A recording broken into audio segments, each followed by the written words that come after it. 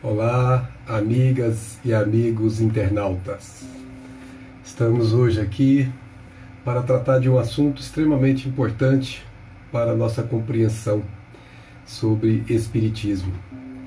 É curioso que ontem nós comemoramos, a idade de Kardec, o nascimento dele, 1803. Allan Kardec veio à Terra e veio com uma missão. Ele surgiu na Terra com o nome de Hippolyte Léon Denisard Rivail e, aos 54 anos de idade, interessa-se por esse assunto, é levado a tratar desse assunto e, depois de muita lógica, depois de muita refutação, ele se vê diante de um grave e importante acontecimento para a humanidade. E aí ele se coloca de uma posição total para que esse acontecimento fosse então marcado para sempre as nossas vidas. Allan Kardec debruçou-se sobre esse estudo a ponto de antecipar sua partida para o mundo espiritual. Tamanho foi o desgaste que fez ao seu próprio organismo físico. Poucas horas de sono, muito trabalho, uma capacidade de trabalho impressionante. Então, em homenagem ao nosso mestre, que nós aprendemos a chamar de Allan Kardec, Hippolyte Léon Denisard Rivail, aquele que fundou essa doutrina espírita aqui na Terra, aquele que foi um dos membros da Pleiade do Espírito de Verdade, nós queremos homenageá-lo hoje, conversando um pouquinho sobre o que é essa doutrina que ele nos trouxe pelas suas mãos gloriosas, pelo seu trabalho devotado e incansável. Para que nós possamos responder a esta pergunta, é fundamental que nós construamos alguns fundamentos, porque muitos que não conhecem o Espiritismo têm uma noção, vamos dizer assim, imperfeita. Chegam mesmo alguns a terem uma noção completamente oposta. E é preciso que aqueles que têm a oportunidade de nos ouvir, de nos ver, possam compreender de uma maneira lúcida e clara, sem preconceitos, sem nenhuma movimentação que não seja a natural. Então, quem fala em Espiritismo precisa se lembrar que esse nome, Espiritismo, não existia na Terra antes de 1857. Foi um neologismo que Allan Kardec cunhou àquela época. Assim como ele optou por colocar um pseudônimo, ele deixou claro que ele era instrumento para que esta obra viesse a lume. E ele então tomou cuidado de colocar doutrina espírita ou espiritismo e não colocar o seu nome, que já era muito bem conhecido na França e respeitado, mas colocar um pseudônimo para se apagar, a fim de que a doutrina crescesse. Então, para que nós entendamos o que esse espiritismo significa, nós precisamos lembrar antes que antes de espiritismo existia o termo, e existe até hoje, espiritualismo. E além do espiritualismo, existe um termo que nós hoje falamos que se chama materialismo. Então nós queríamos fazer um confronto. Primeiro, antes de falar em espiritismo, qual é a diferença entre materialismo e espiritualismo? O que significa cada um desses termos? Como é que nós podemos entendê-los? Vamos iniciar nessa abordagem a fim de que possamos primeiro clarificar nossos pontos de vista sobre esta realidade. Primeiro de tudo, Allan Kardec irá dizer na introdução de O Livro dos Espíritos que o espiritualismo é o oposto do materialismo. Ou seja, quem quer que acredite haver nele mesmo, em si mesmo, alguma coisa mais do que a matéria, mais do que o corpo físico, esse indivíduo, seja ele de qualquer escola religiosa que for, mesmo que ele não tenha nenhuma escola religiosa, esse indivíduo, esta pessoa, esta criatura humana é chamada espiritualista nessa acepção. Portanto, se a pessoa, se você, se eu, estamos crendo em Deus, mesmo que não conseguimos compreender como é que funciona a bondade de Deus, nós não sabemos, mesmo que nós possamos colocar outro nome para Deus, seja Alá, seja como você assim quiser nominar, se você tem essa convicção de que tem uma força superior que vela e cuida de todo esse universo infinito que nós não conseguimos ainda nem dimensionar, nós, digamos, nós como humanidade, se nós já temos essa certeza de que há um ser superior que harmoniza todo esse cosmos e do qual nós fazemos parte, E se nós acreditamos que a vida prossegue após a cessação do corpo físico, nós somos espiritualistas. Mas não somos ainda espíritas. Por quê? Porque o espiritualista não necessariamente entende, compreende como é que a vida prossegue. Se a vida prossegue, ele tem essa noção, ele às vezes não tem certeza, mas ele acredita que sim, mas ele não tem certeza, ele não sabe como. Então, se ele não sabe como, ele ainda é um espiritualista de qualquer outra escola religiosa. Na medida em que ele começar a compreender e racionalmente fazer análise disso e ter a certeza de que a vida prossegue, aí então ele começa a entrar no que se chama princípios da doutrina espírita, que facultam a essa pessoa uma compreensão diferenciada, onde ele passa a ter certeza de que a vida prossegue após a morte. Então o espiritualismo é esse campo aberto, em que você é o oposto do materialista. Você não acredita que vai acabar tudo quando acabar o corpo. Não acredita que a vida está no cérebro, que o cérebro é o causador daquela consciência que nós temos. Não, você sabe que o cérebro é consequência, é meio, e que o espírito, ou qualquer outro nome que o espiritualista queira dar, esse é o agente que faz o corpo físico funcionar. Sem o espírito não tem corpo físico funcionando. Então o cérebro, ao contrário do que dizem os materialistas, o cérebro é meio e não o fim. Não é a causa fundamental, não é a causa principal, é causa secundária. Por isso, nós precisamos agora entender a diferença entre espiritualismo e espiritismo. Por que Allan Kardec não optou, por exemplo, colocar espiritualismo, doutrina do espiritualismo? Por que ele resolveu cunhar esse novo nome, espiritismo ou doutrina dos espíritos? O que é que na verdade diferencia esses dois vocábulos? E Allan Kardec explicou isso. Por que ele tomou essa decisão? Ele foi muito claro quando ele disse, olha, os vocábulos, os termos espiritual, espiritualista, espiritualismo, já tem conceitos muito bem definidos na época dele, 1857.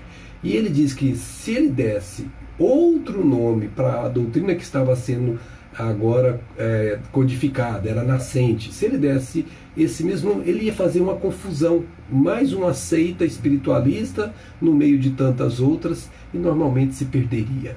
Então Kardec tomou o cuidado de não colocar esse nome generalizado, porque faria mais confusão do que de fato estaria dando uma identidade própria para o espiritismo. E aí então ele resolveu colocar espiritismo com, obviamente, sempre todo Kardec fazia essas coisas, era com o aceite dos espíritos. Eles examinavam tudo. Quando foi publicar primeiro o livro, por exemplo, o Livro dos Espíritos, eles examinaram o livro de ponta a ponta antes de autorizar Kardec a publicar. Em outras palavras, eles leram o que estava escrito e fizeram correções. Kardec foi aquele que ajustou aquilo que eles entendiam que era necessário ajudar para que o pensamento deles pudesse vigorar.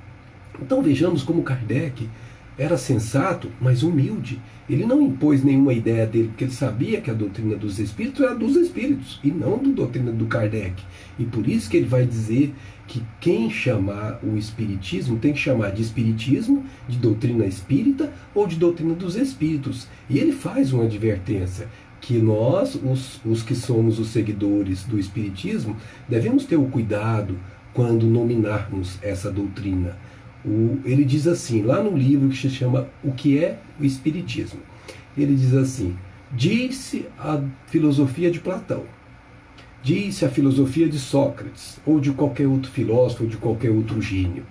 Aí ele vai dizer assim, nunca, essas são palavras de Allan Kardec, eu estou reproduzindo para nós outros refletirmos, nunca poderá se dizer a doutrina de Allan Kardec.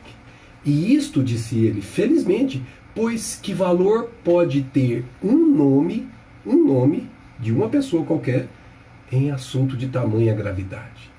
Nós aqui observamos a magnanimidade desse espírito de Skol que estava encarnado à época dessa materialização dessa doutrina. Ele deixou claro que ele, apesar de ser importantíssimo, porque o trabalho dele, se não fosse feito como ele fez, não teria saído. Ele se esforçou demais, mas as ideias não nasceram da cabeça dele. E é isso que ele disse muito claro. É por isso que essas ideias pertencem aos espíritos, e não a Allan Kardec. Se a gente estudar um pouquinho a vida dele, nós vamos ver que no começo ele, por exemplo, não acreditava em reencarnação. Kardec era contrário, ele contestou os espíritos quando eles apresentaram esse conceito, esse conhecimento profundo de reencarnação, e foi convencido por A mais B, ou seja, pelo senso lógico, de que a reencarnação é uma lei. E independentemente de você saber ou não saber, a lei está aí e vai funcionar. Independente de você querer ou não, o sol nasce todo dia. Assim é a reencarnação, como são as leis divinas. Elas estão no ar e nós aprendemos a conhecê-las e segui-las. Por exemplo, a lei gravitacional, ela estava no ar e nós não conhecíamos, até que um sábio, um gênio, percebeu que existia no movimento da queda de um fruto, uma maçã, que existia algo atraindo a matéria, a massa, para o centro da Terra. E daí ele definiu que existia uma lei que ele chamou de lei gravitacional. Da mesma forma são as leis que nós chamamos de leis psíquicas. Elas estão aí e nós precisamos aprender a compreendê-las. Porque se compreendermos as leis, poderemos segui-las com segurança. Quando não sabemos, erramos por não saber. E é daí porque que Kardec diz, não se diz doutrina kardeciana. Você pode falar até para elogiar, para poder colocar Kardec em evidência, para homenageá-lo, mas se diz doutrina dos espíritos, codificada, cuidada, elaborada, trazida para nós aqui nos encarnados por Allan Kardec. Isso nós não podemos deixar jamais de ressaltar quando dizemos doutrina dos espíritos. Não fosse Allan Kardec, teria que ter outro do mesmo nível de evolução espiritual que ele. Então, os espíritos mesmos fazem questão de deixar isso muito claro. Nós estamos chamando a atenção para isso porque nós vemos muitas pessoas falar, o que você é? Eu sou kardecista. Sim, você é kardecista porque você segue Allan Kardec. Mas antes de sê-lo, você é espírita. Ou espiritista, se você quiser. Mas é esse o termo que nós, por nominar, conforme Allan Kardec nos recomendou, devemos falar. Sim, vamos falar kardecista, algumas vezes até para poder diferenciar de outras doutrinas, como outras escolas religiosas que também lidam com os espíritos e que muitas vezes se confundem com a nossa. E muitas vezes dizemos isso, mas é preferível dizer, eu sou espírita, seguidor da doutrina, essa doutrina codificada por nosso querido Allan Kardec. Os espíritos fizeram menção a isso lá no seu livro dos Espíritos novamente, em que tem um parágrafo grande ou um prefácio grande que nós chamamos de prolegômenos. E lá nós vamos ouvir os espíritos dizendo, e lembra que tem vários espíritos de escola que assinam esses prolegômenos, João, o apóstolo, vários deles. Este livro, disseram eles, foi escrito, estava se referindo ao livro dos espíritos, foi escrito por ordem e sob o ditado dos espíritos superiores. Nada contém esse livro que não seja a expressão dos pensamentos deles, ou seja, dos espíritos superiores, e que não tenha sido por eles examinados. Isso não são palavras minhas amigas e meus amigos, são palavras dos espíritos, está lá em Prolegômenos, no livro dos espíritos. Então vejamos que eles foram muito firmes em dizer, a ideia veio daqui, do plano espiritual, a ideia veio do espírito de verdade. Aqui na Terra, vocês questionaram, vocês avaliaram, vocês fizeram as suas perguntas e nós as respondemos e fomos clareando as suas dúvidas até vocês se convencerem destas leis que regem o mundo psíquico, que regem o mundo espiritual. Aí então fica muito claro que espiritismo é essa doutrina que nós conhecemos e que foi trazida pelos espíritos, materializada pelas mãos abençoadas de Allan Kardec. Sem ele, minhas amigas, nós não teríamos essa bênção entre nós. Mas aí alguém pode perguntar, tá bom, mas o que é espiritismo, enfim? Você está falando tanto, mas o que significa espiritismo? Allan Kardec também cuidou de fazer isso no livro que é o Espiritismo, daí porque ele colocou esse título.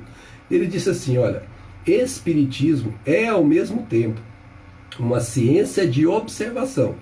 Como você faz numa academia, na escola, quando você faz lá na faculdade, quando você está lá no laboratório, você observa. E você, após a observação, você tira as suas deduções, as suas conclusões, você faz experimentações. Na doutrina espírita nós fazemos o mesmo. Uma reunião mediúnica é um laboratório. Se você souber observar, se você tiver olhos de ver, você tira muitas verdades que Allan Kardec tirou à época, quando ele estava codificando. Então, cuidado, o espiritismo é sim uma ciência, só que é uma ciência que não cuida da matéria, então ela não está preocupada com os assuntos que estão preocupados os acadêmicos, os nossos louvados e amados profissionais da área científica. Nós aqui estamos preocupados com o psiquismo, nós estamos preocupados com o mundo espiritual e não com o mundo material. Isso é da alçada dos nossos irmãos acadêmicos. Mas e Kardec diz também que, ao mesmo tempo que é uma ciência de observação, é também uma doutrina filosófica, ou seja, ela tem consequências filosóficas, porque a filosofia te leva a refletir, te leva a perguntar, te leva a responder questões essenciais. E o Espiritismo trata disso. Portanto, quando você for perguntado o que é o Espiritismo, você já pode dizer de antemão, é uma ciência e uma filosofia. E como ciência, o Espiritismo trata da natureza, trata da origem, trata do destino dos espíritos, ou seja, do que eles são feitos, de onde eles vieram e para onde eles vão. Mas trata também da relação deles conosco, aqueles movimentos que a gente conhece muito claramente nas reuniões mediúnicas, mas que acontecem no dia a dia de nossas vidas, quando nós sentimos a presença sem perceber de alguém ao nosso lado e não conseguimos explicar o que está acontecendo. Quando aqueles que têm uma singela mediunidade, que às vezes nem sabe que tem, capta certos fenômenos, sente tremores, sente arrepios, sente alguns arrepios. Esses movimentos são de todos os seres humanos, porque é a sexta faculdade, que se chama mediunidade. Então nós captamos um pouco do mundo espiritual, e isso é uma relação. E vamos ver que essa relação é muito mais forte do que nós imaginávamos antes de conhecermos o Espiritismo.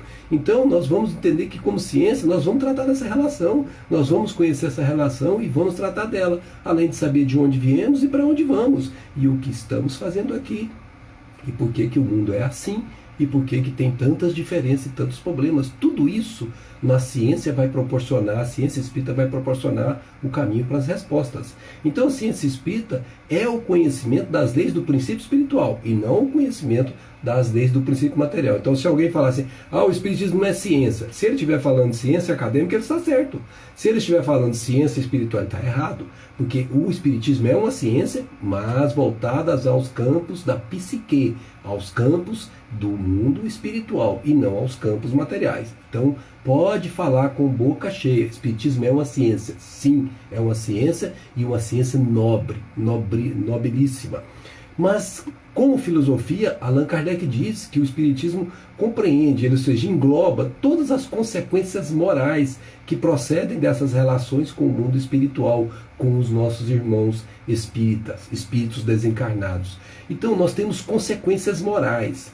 O Espiritismo, quando vai sendo objeto de trabalho, vai sendo experimentado através da ciência, ele gerará certas perguntas. E essas perguntas, esses conhecimentos que essas perguntas trarão, irão produzir consequências morais.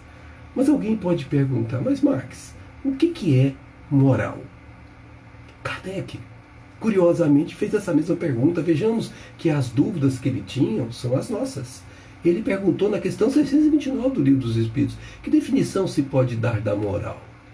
E eles responderam, moral é a regra de bem proceder, isto é, de separar o bem do mal. Regra impõe disciplina. Se você tem que aprender a fazer a separação entre o bem e o mal e aprender a seguir o bem, isso é moral. Se você segue o bem, você está tendo moral. E ele diz, o nosso espírito que respondeu, diz textualmente, o homem, o ser humano, a criatura, procede bem quando tudo faz pelo bem de todos, porque então cumpre a lei de Deus. Olha só que coisa linda. Se você quer saber se você tem moral elevada, não pergunte a ninguém. Pergunte à sua intimidade. Quanto do meu tempo eu dedico para fazer o bem pelo bem de todos? E você conseguirá ter uma noção do tamanho da sua moral. Porque a moral mais elevada é aquela que o outro faz como se ele fosse o próprio outro para quem ele está fazendo. Ele se vê no outro e como irmão, e como se ele fosse o outro próprio, ele faz.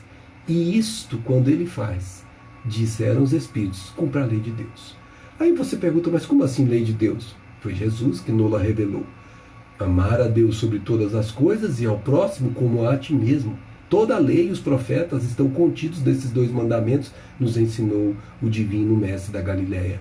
Ora, se nós então amamos o nosso próximo como a nós mesmos, na mesma intensidade com que nos amamos, se nós já conseguimos alcançar isso em alguns momentos de nossa vida, nós estamos cumprindo a lei de Deus, porque aí estaremos amando a Deus sobre todas as coisas, porque um é corolário do outro, um leva ao outro. Se você não pode amar a Deus se você não ama seu irmão, você não pode amar seu irmão se você não ama a Deus. Então, um sustenta o outro.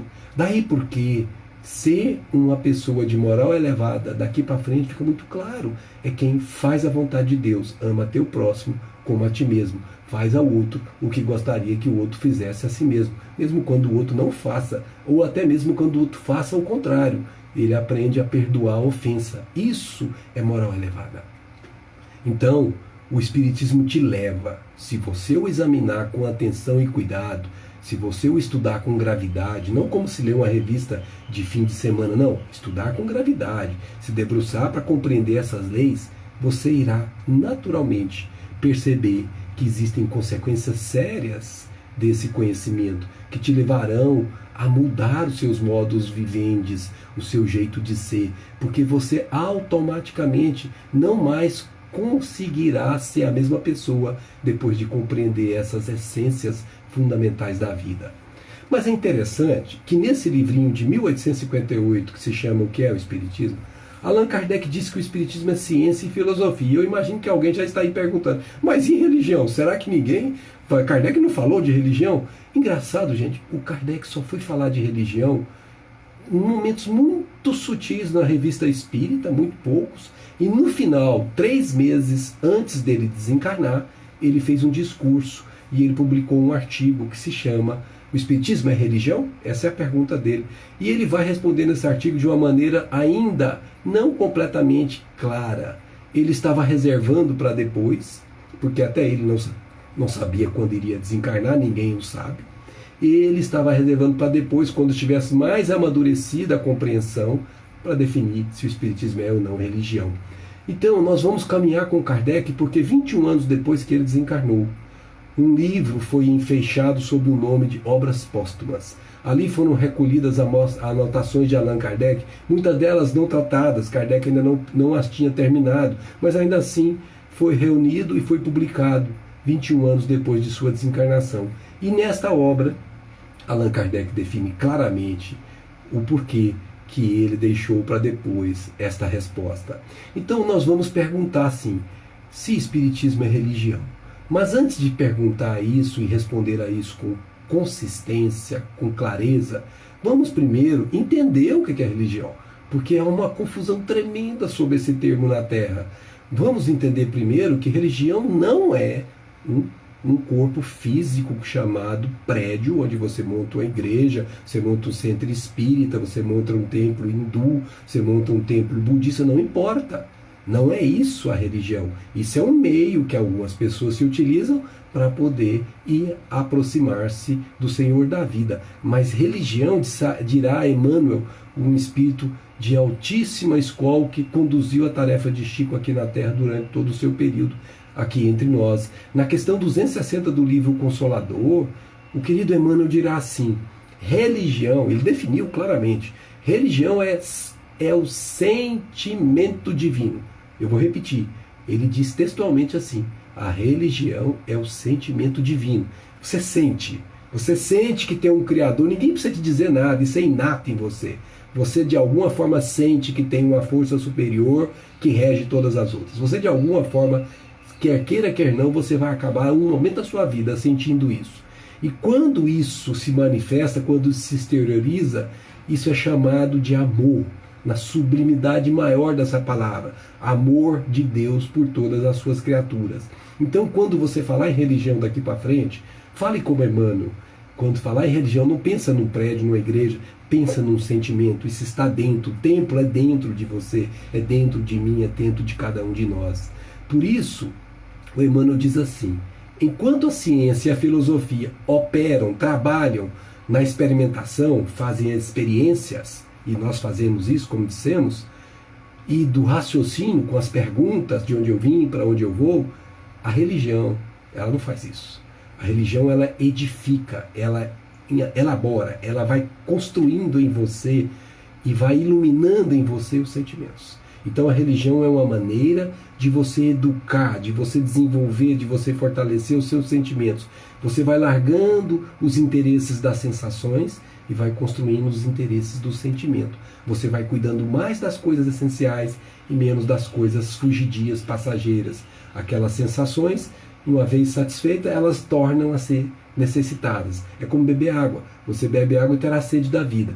Já esta religião, sentimento divino que cada um traz em si, esta religião é a água viva da qual Jesus se referiu, que uma vez que você bebeu, você não precisa mais beber, nunca mais você terá sede, porque ela faz parte de você.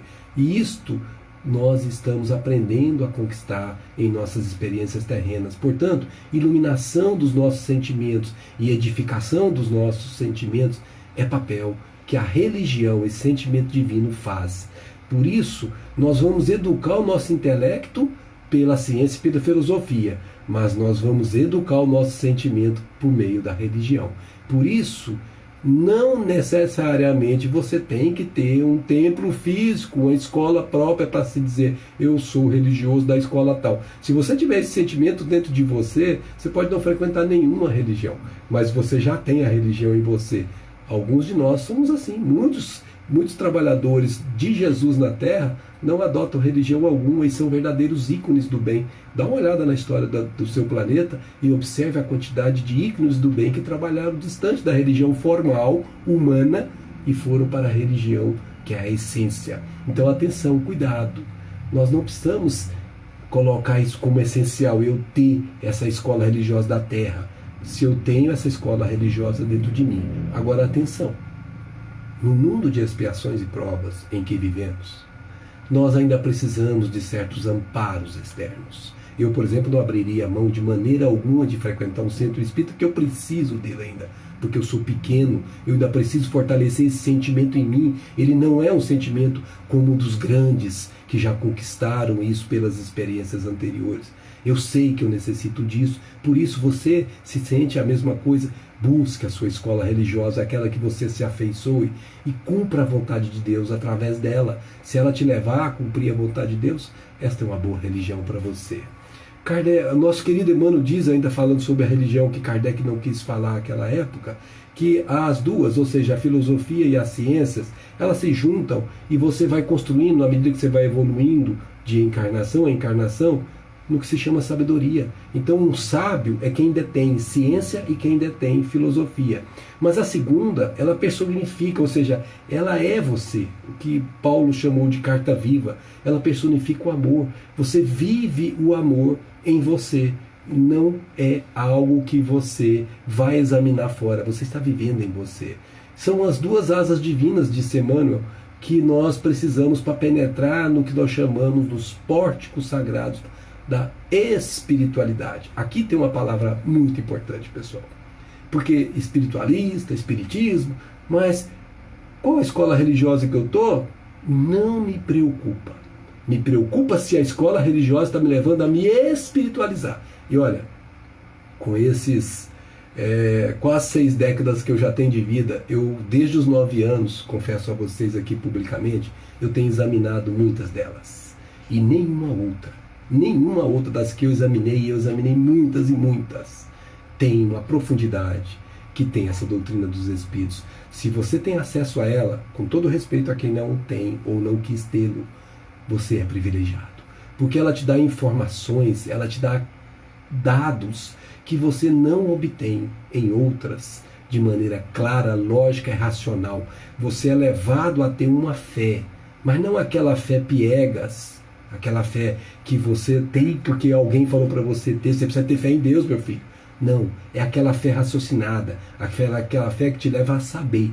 Não é que você vai ser melhor do que ninguém por isso, é que você vai ter a certeza. E quando você tem a certeza, a sua fé se torna inabalável. E a fé raciocinada que o Espírito nos dá faz com que a nossa fé torne-se inabalável. Por isso, não tenho medo de morrer. Eu tenho medo de morrer e não ter cumprido o que eu combinei lá em cima no plano espiritual, no meu planejamento encarnatório. Mas da morte eu não tenho medo. Por que eu vou ter medo da morte se isso é um processo natural pelo qual eu já passei várias vezes, ainda que eu não me recorde?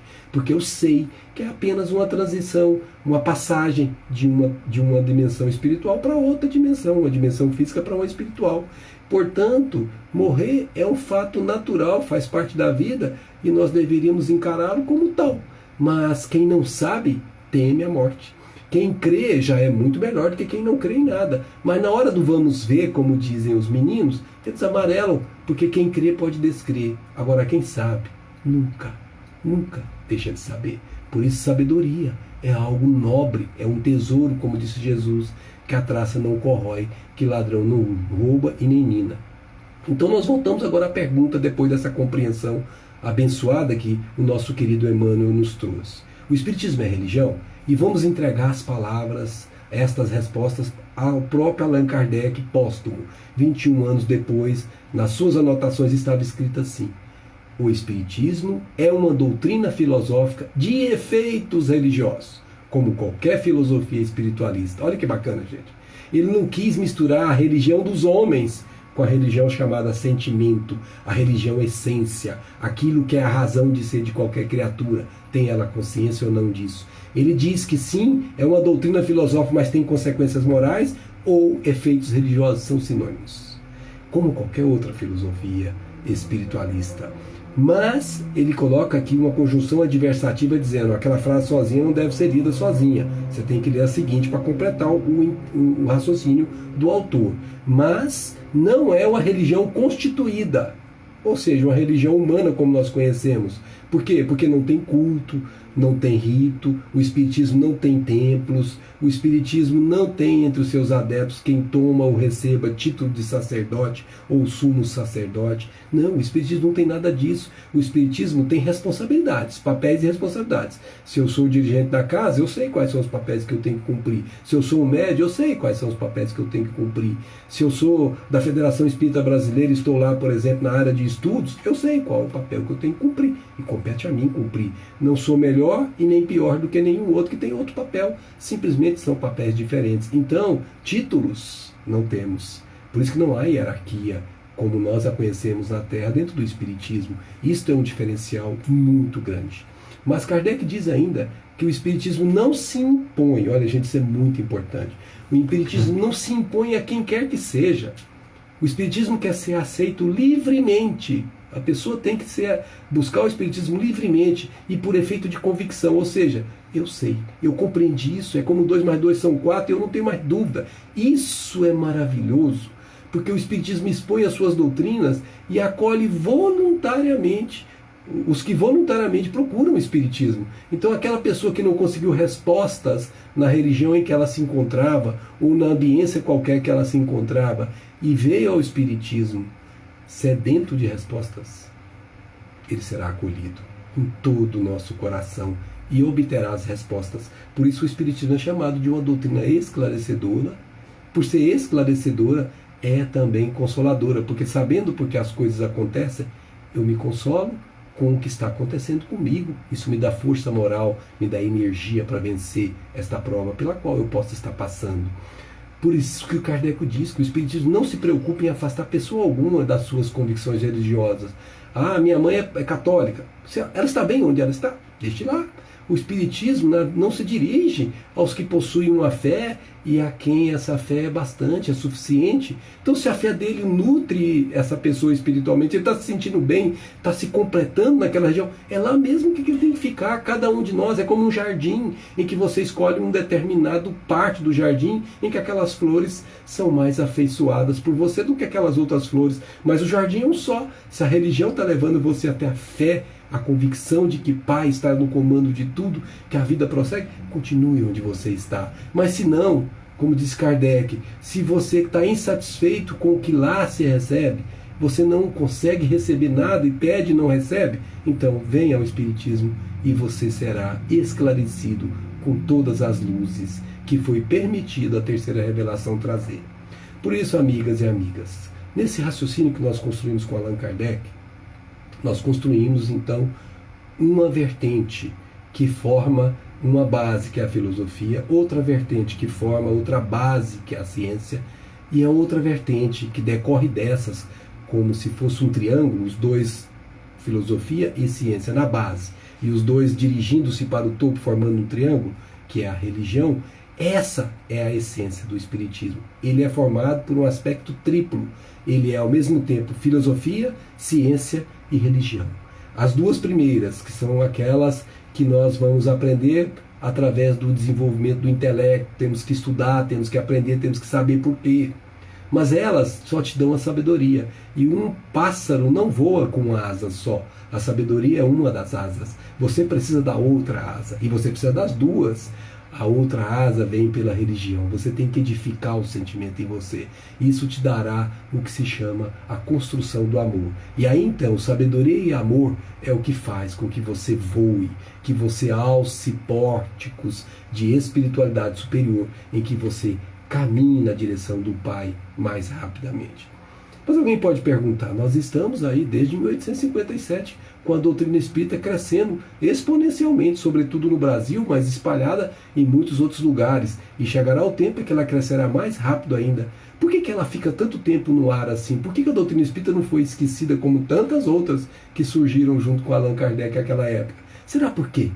Essa resposta vem dada por nós lá na Revista Espírita. Na Revista Espírita não, no Livro dos Espíritos. Quando Kardec fez uma pergunta curiosa. Ela é a questão 625 e ela estava na primeira edição do Livro dos Espíritos, que tinha só 500 e poucas perguntas. Ele perguntou assim: qual o tipo mais perfeito que Deus tem oferecido ao homem para lhe servir de guia e modelo? Bom, ele não usou a expressão homem, ele perguntou qual o tipo mais perfeito. E, gente, é interessante porque essa resposta é a resposta mais curta do Livro dos Espíritos. Esta resposta se chama Jesus. Por isso que o Espiritismo nunca será alcançado por qualquer outra religião ou qualquer outra ciência, poderá ser igualado, mas se a outra alcançar esse mesmo ponto que o Espiritismo alcançou. A base do Espiritismo chama-se Jesus. Nós não trabalhamos no Espiritismo interessado nos fenômenos, eles são meios. A consequência moral que o fenômeno proporciona, esse sim é o resultado. E a consequência moral é a que vem de Jesus. Mas quando Kardec recebeu essa resposta, veja como ele era. Foi aquela época que ele concebeu essa doutrina junto com os Espíritos. Ele foi muito, mas muito incisivo na certeza. Ele não ficou com dúvida em coisa nenhuma. Aí ele perguntou: senhora, tudo bem, vocês disseram que Jesus é o guia, é o modelo. E ele, obviamente, está aí já desde há 2000 anos agora, contando o período atual. Perguntou ele: então o que vocês vieram fazer? Vocês terão alguma coisa a mais que nos ensinar? Kardec pareceu até arrogante. Não, mas não é não, gente. É um raciocínio lógico. Se Jesus já ensinou tudo, o que vocês estão fazendo aqui? E a resposta deles, mais elevada ou igual a tanta quanto a pergunta, dirá assim: meu filho, Jesus, quando esteve entre nós, usava frequentemente no seu jeito de falar alegorias, ou seja, ele construía aquelas imagens. E parábola, ele construía aquelas comparações. Por quê? Porque ele falava de conformidade com os tempos e os lugares. Agora, disseram eles, não é mais há 2000 anos atrás. Agora, a verdade tem que se tornar inteligível, ou seja, tem que passar pela compreensão para todo mundo. Porque Jesus dizia naquela época que era ele, olha só a verdade. Quando perguntou-se para ele, quando se perguntou a ele, ele disse: eu sou o caminho, a verdade e a vida. Ninguém vai ao Pai senão por mim. E agora eles disseram: a verdade, ou seja, o que Jesus trouxe, a essência, tem que se tornar compreensível para todo mundo. E ele disse mais, o Espírito que respondeu à pergunta de Kardec: muito necessário é que as leis que Jesus trouxe sejam explicadas, como estamos fazendo aqui, e desenvolvidas, porque tão poucos são os que a compreendem e ainda menos os que a praticam. Não tem como você seguir alguma coisa com convicção se você não compreender, porque na hora que você tiver que tomar uma decisão, você vai tomar a decisão pelo que é mais forte em você, no que diz respeito à compreensão, à convicção. Então, se você compreende o Evangelho de Jesus, você aure uma força, você obtém uma força tão grande, tão enorme, que você consegue vencer situações que antes você não venceria. E aí você consegue atingir o último estágio, que é praticar, porque você já está sentindo o Evangelho em você. Isto é o que os nossos irmãos disseram na resposta. Por isso eles responderam quando Kardec perguntou: o que vocês estão fazendo aqui? A nossa missão, meu filho, é abrir o olho e o ouvido de todos. Por isso que o Espiritismo veio só para a espírita. O Espiritismo veio para toda a humanidade. E o Espiritismo é um conjunto de princípios que está se espalhando aos pouquinhos por essa humanidade. E isto é muito importante, porque não é a doutrina espírita que permanecerá, é o conjunto de princípios que ela organizou, codificou, que permanecerá entre nós. Isso chama verdade. A verdade ficará em nós e não irá embora, porque ela está sendo conjugada pelo Espiritismo na acepção mais clara, que é a compreensão. Por isso que Jesus sempre dizia naquela época, quando ele falava várias vezes: quem tem ouvidos de ouvir, ouça; quem tem olhos de ver, veja. Nem todos, em outras palavras, tinham condição de compreender o que Jesus falava. Quase 2000 anos depois, a humanidade estava pronta para ter essa compreensão. E é por isso que o Espiritismo só chegou 1857 anos depois do ano 2000, do ano zero.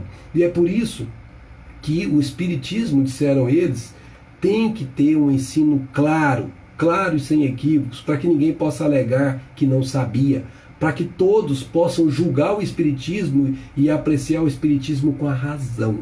Então, passou pelo crivo da minha razão, eu começo a obter uma fé, uma nova fé que eu não tinha antes de conhecer o Espiritismo. Chama fé raciocinada. Eu sei, eu não mais só creio, eu sei. Isso dá uma tremenda diferença, gente. Uma tremenda diferença.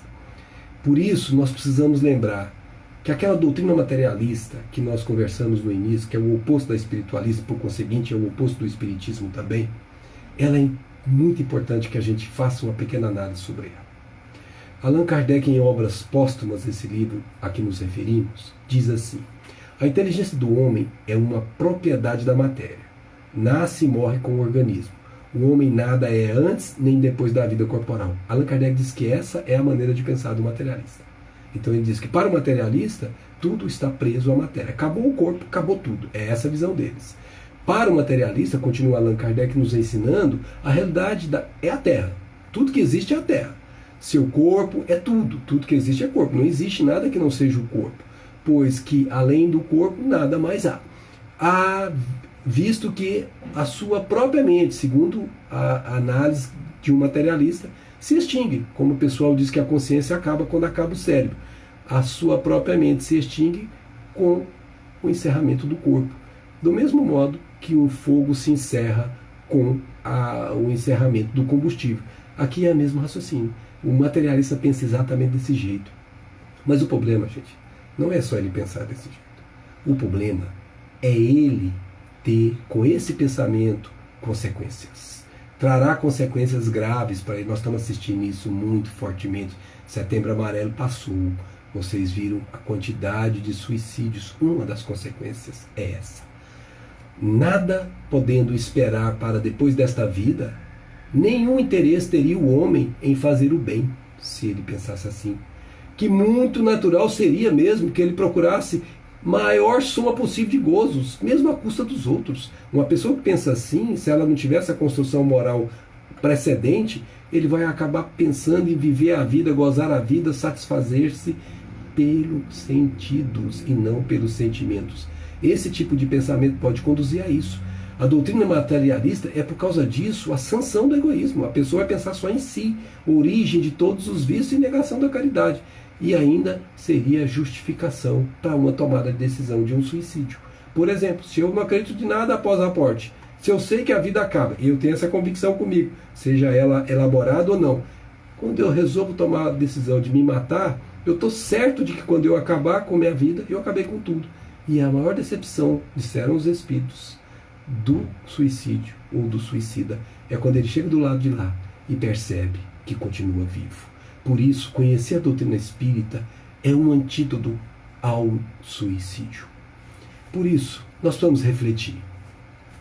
Nós precisamos refletir porque o espiritismo, minhas amigas e meus amigos, é uma bênção tão profunda em nossas vidas que, se nós pudéssemos aquilatá-la todos os dias de manhã, ao acordar, a primeira coisa que faríamos é dizer: obrigado, Senhor, por esse roteiro, essa luz que me leva a Ti. Espiritismo, Evangelho redivivo, Espiritismo, o Evangelho compreendido. É isso, minhas amigas e meus amigos. Kardec faz uma pergunta, a 799 no Livro dos Espíritos, em que ele fala assim: amigos, de que maneira o Espiritismo pode contribuir para o progresso da humanidade?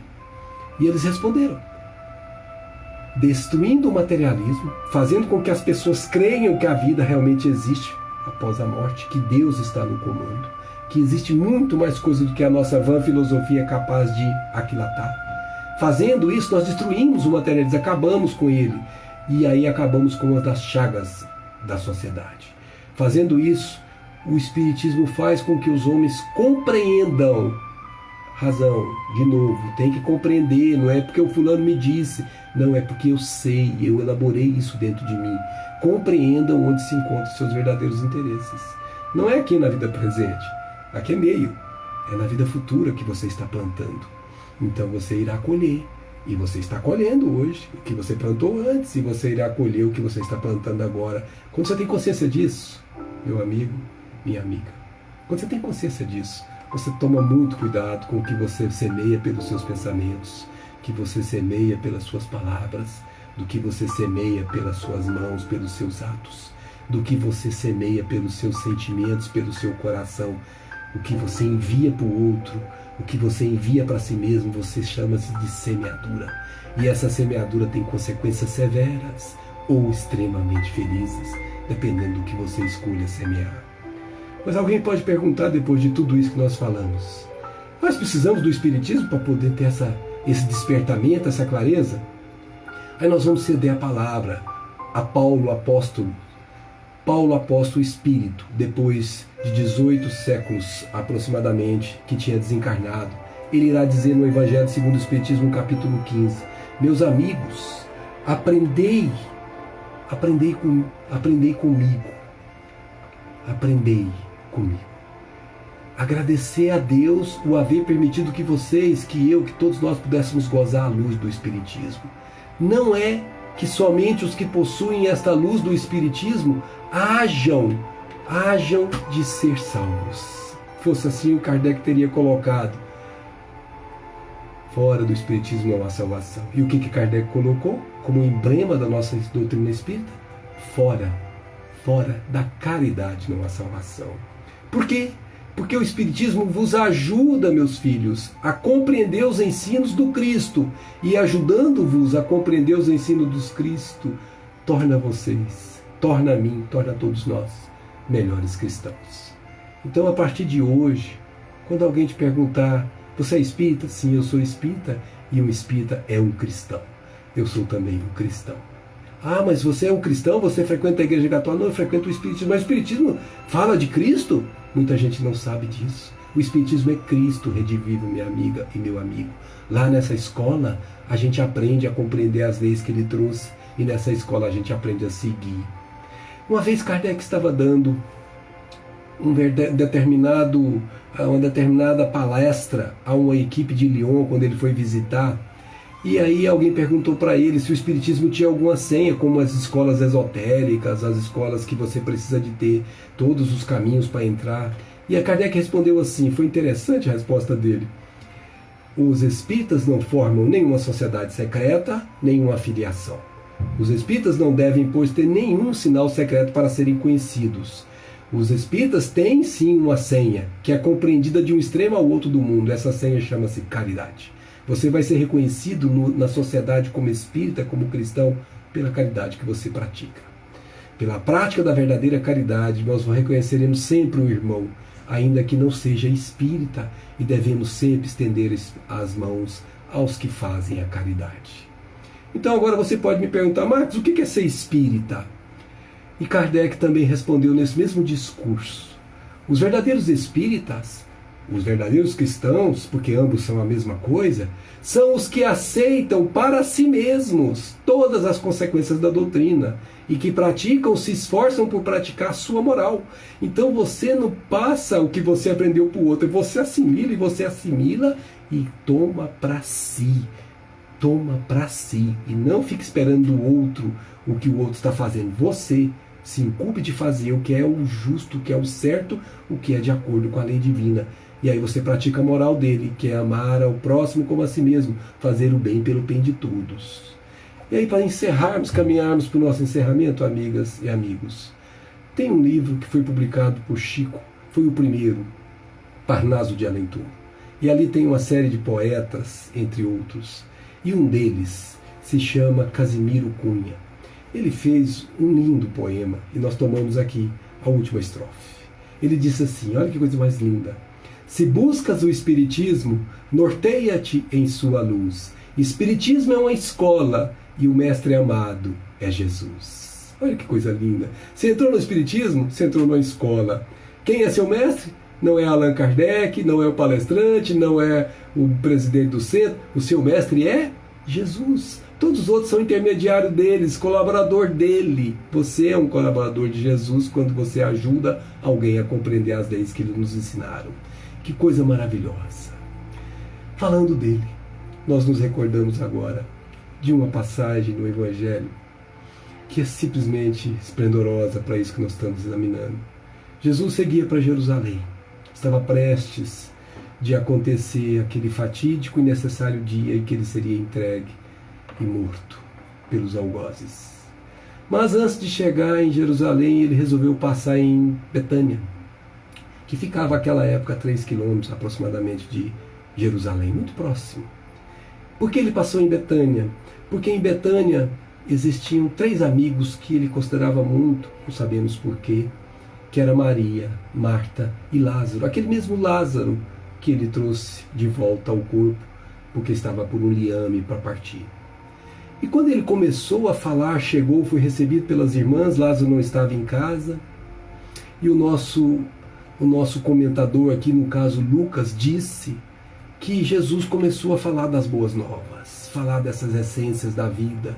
E Maria sentou-se aos seus pés com os olhos assim vidrados, magnetizados pelo que Jesus falava.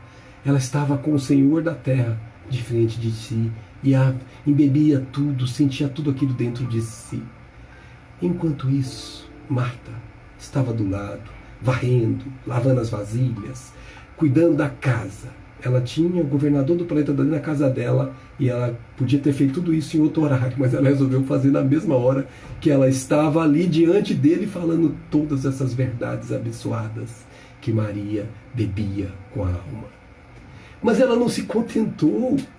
Ela olhou para a irmã que não fazia nada, entre aspas, na cabeça dela, e vira-se para Jesus e disse, mas mestre, o senhor não se digna de ver que a minha irmã não está fazendo nada e eu cuido toda a casa? Jesus olhou para ela, era uma menina, uma criança, espiritualmente falando, sorriu e disse, Marta, Marta, minha filha, estás tão ansiosa e tão afadigada por tantas coisas. No entanto, filha, uma só é necessária, uma só é necessária.